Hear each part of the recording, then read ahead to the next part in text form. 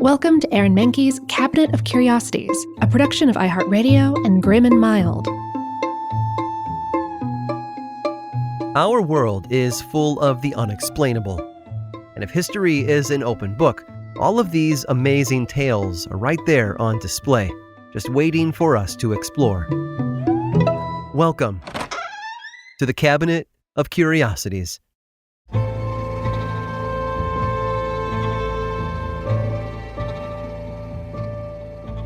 Comedy is often maligned as a lesser form of entertainment when compared with other genres, such as drama.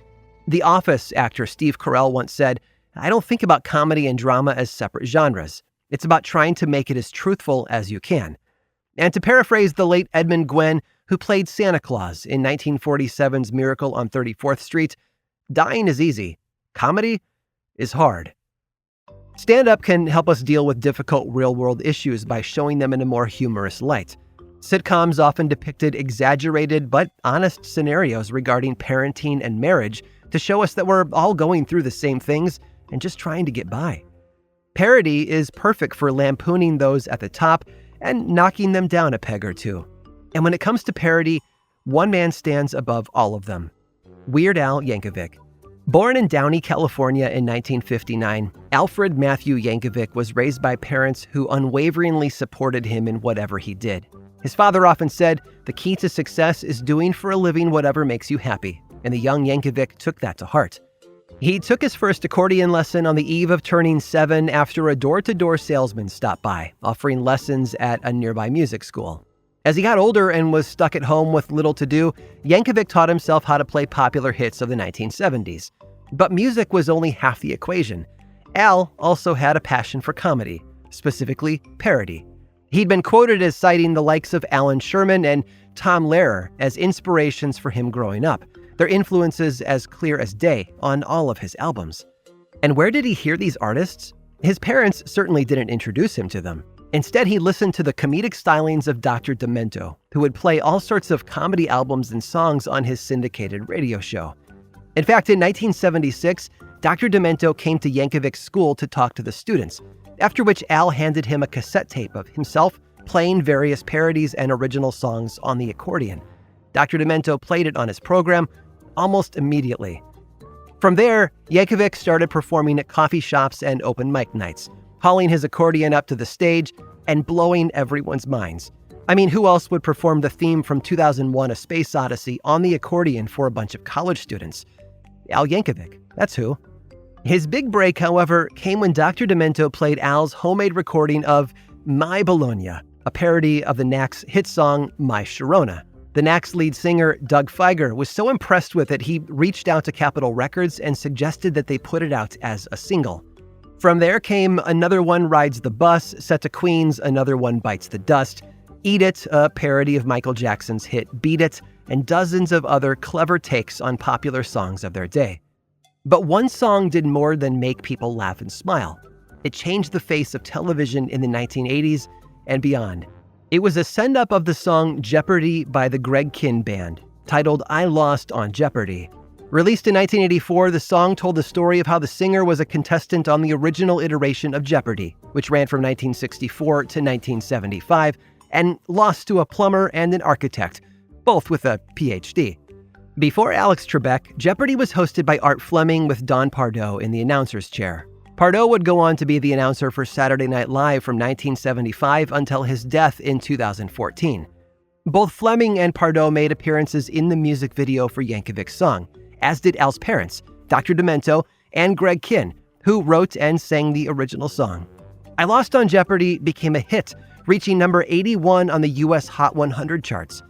But what Weird Al didn't know was that Merv Griffin, the creator of the original Jeopardy! Game show, was working on something new.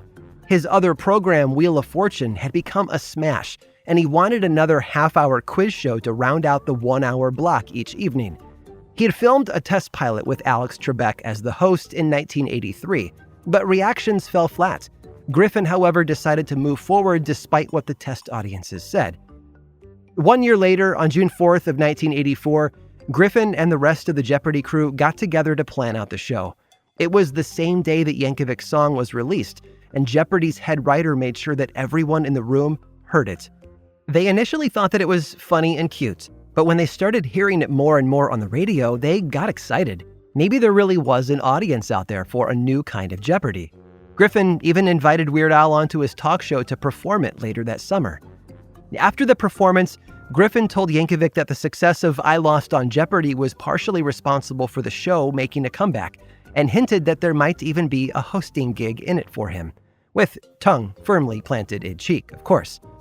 In September of 1984, Jeopardy! Made its triumphant return to the airwaves with Alex Trebek, not Weird Al Yankovic, as host. And although Mr. Trebek sadly passed away from pancreatic cancer in 2020, the show he helped define for almost 40 years is still going strong today. As for Weird Al, well, comedy came easy. Winning on Jeopardy!, however, was hard.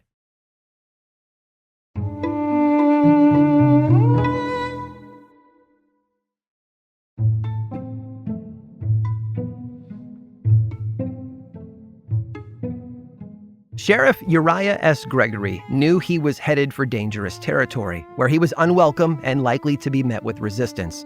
Tensions between the northern and southern states had been escalating for some time, and Gregory worried that it would soon boil over into violence. After all, a Missourian had recently crossed the Iowa border and cut down 3 bee trees rich with honey, and that was practically a declaration of war. The Honey War between Iowa and Missouri officially started in 1839, but it had roots in a simple surveying assignment from 23 years earlier. You see, when the United States bought the territory from France during the Louisiana Purchase in 1803, it was the first major addition to the country. The territory was quickly joined by land wrestled from indigenous tribes through threats and unfair treaties. In the aftermath of the War of 1812, the new country finally had the time to define its boundaries. Something about their army getting badly beaten by the British for trying to steal British territory in Canada didn't sit well with the U.S. government. In 1816, they hired John C. Sullivan to survey the area. Now, Sullivan's task was to find the north-south boundary of the United States. This would help distinguish what was and wasn't indigenous land. Eventually, it would separate southern states from northern states as well. The line was meant to start at the east bank of the Missouri River and end at the rapids of the Des Moines River. Later, Missourians wanted to extend their northern border just a touch north. This would give state residents access to rich, fertile land full of wild honeybees that had taken up residence in hollow tree trunks called bee trees. Honey was a hot commodity on the frontier as a sweetener, and these bee trees made that land incredibly valuable. But something unusual happened when J.C. Brown was hired to redo the original line. As it turns out, Sullivan hadn't done a very good job of it the first time. The markers Sullivan was supposed to place along the way were nowhere to be found. He said that he had ended at the Des Moines River Rapids when in reality he had stopped at the Mississippi River Rapids. Brown worked hard, but given the original materials, it's no surprise that his line was off. It stretched 9 to 13 miles further north than the Sullivan line. When Iowa split from Wisconsin in 1838 and began campaigning for statehood, the border came into question. Although the federal government intervened, Missouri refused to give up the Brown line. Many of the residents in the new territory wanted nothing to do with slaveholding Missouri, as they were free staters through and through. Missouri, however, didn't care and began sending state officials to collect taxes. To make matters worse, in the spring of 1839, a farmer from Missouri cut down 3 of the valuable bee trees, infuriating the Iowans. He then sold the honey and wax without paying taxes, and then legged it to Missouri, which refused to turn him over to Iowan officials. Between this and the taxes, it was just too much. Iowans in the disputed territory contacted their governor, Robert Lucas, in July of 1839, who issued a proclamation stating that if any Missouri officials crossed the Sullivan line, they would be arrested. Having drawn the line in the sand, literally, Lucas was quite confident that he wouldn't be ignored. But it seems that he underestimated the indignation of the Missourians, who felt that their dignity and the honor of Missouri still needed to be protected. A month later, Missouri Governor Lilburn Boggs issued a proclamation of his own. He said that Missouri should continue to exert control over the land. Tension finally came to a head in October of that year, when Sheriff Gregory entered the territory for the second time to collect taxes on behalf of Missouri. He was quickly surrounded by 1,200 angry residents, as well as Iowa Sheriff Henry Hefleman, who promptly arrested him. Things quickly spiraled out of control from there. By December, both Missouri and Iowa had assembled their militias, about 1,000 men armed with old flintlocks and farming equipment. Fueled by whiskey and rage, they marched to the disputed territory, proudly flying a flag that read, "Death to Pukes," Pukes being the nickname for anyone from Missouri. Now, it could have ended very badly, but fortunately no one was adequately prepared for winter, and although plenty of the men had massed at the border, calmer heads would prevail. Delegations from both sides met and traded messages, and most people didn't want an actual fight, except the governors, who weren't even there. In the end, the militia from Missouri was sent home, annoyed at the whole ridiculous ordeal. To show their displeasure, they strung up 2 chunks of venison that they had shot earlier and dubbed one Governor Boggs and the other Governor Lucas. According to the words of one delighted militiaman, "We fired a few rounds at them until we considered them dead. The effigies were then buried with full military honors before the Missouri men returned to their camp. Sheriff Gregory was finally released, but the charges against him wouldn't be dropped for a few more years. The governors backed down, and the U.S. Supreme Court decided that the boundary would be set along the original 1816 line, which would be resurveyed and corrected. It ran about halfway through the disputed territory. It was the perfect compromise, in that nobody got exactly what they wanted, and everyone was left unhappy. And to top it all off, the loss of all those bee trees probably stung. I hope you've enjoyed today's guided tour of the Cabinet of Curiosities. Subscribe for free on Apple Podcasts or learn more about the show by visiting curiositiespodcast.com.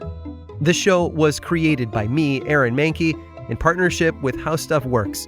I make another award-winning show called Lore, which is a podcast, book series, and television show, and you can learn all about it over at theworldoflore.com. And until next time, stay curious.